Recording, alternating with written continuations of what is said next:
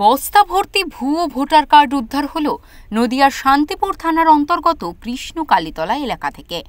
শান্তিপুর থানার ২৪ নম্বর ওয়ার্ডের কৃষ্ণকালীতলার বিসর্জন ঘাট সংলগ্ন রাস্তার পাশে একটি বস্তা পড়ে থাকতে দেখেন এলাকাবাসীরা। প্রথমে মাথা না ঘামালেও পরে সন্দেহ হওয়ায় বস্তা খুলতেই অবাক কাণ্ড। বস্তার মধ্যে রয়েছে হাজার হাজার ভুয়ো ভোটার কার্ড। দু তিন দিন ধরে ভোটার কার্ড পড়ে আছে, কে ফেলে দিয়ে চলে গেছে আমরা দেখছি এই তো পড়ে আছে। সব আমরা পথের পাশে ফেলা মানে ২ নম্বরই জালে ২ নম্বরে কিছু ফেলে রেখে গেছে। তাহলে এখন আমি এসে দেখছি নারা তুলছে, আমরা ভাবি এত ভোটার কার্ড কোথা থেকে আসলো।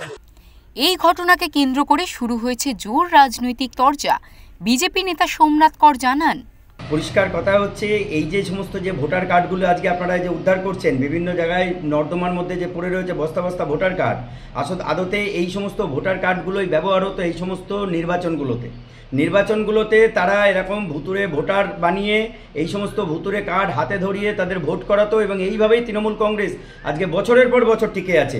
আমরা এই অভিযোগ দিনের পর দিন করেছি যে এইভাবে ছাপ্পা এবং অভিনব কায়দায় তৃণমূল ছাপ্পা করে আজকে গণতন্ত্রকে ধূলিসাৎ করে আজকে এইভাবে ক্ষমতায় টিকে আছে। বিজেপির উত্তরের পাল্টা জবাব রাজ্যের শাসক দলের। স্থানীয় তৃণমূল কাউন্সিলর শ্যাম সাহার দাবি, তাহলে এটা পরিকল্পিতভাবে কাজটা হয়েছে, সেটা প্রশাসন দেখো বা নির্বাচন কমিশনার দেখো, যারাই পরিকল্পনা করছে বলে মনে হয়। এটা মনে হয় বিজেপি পরিকল্পনা করে এই কাজগুলো করছে। আধার ভোটার সংযুক্তিকরণের পরেই মিলল এতগুলো ভুয়ো ভোটার কার্ড।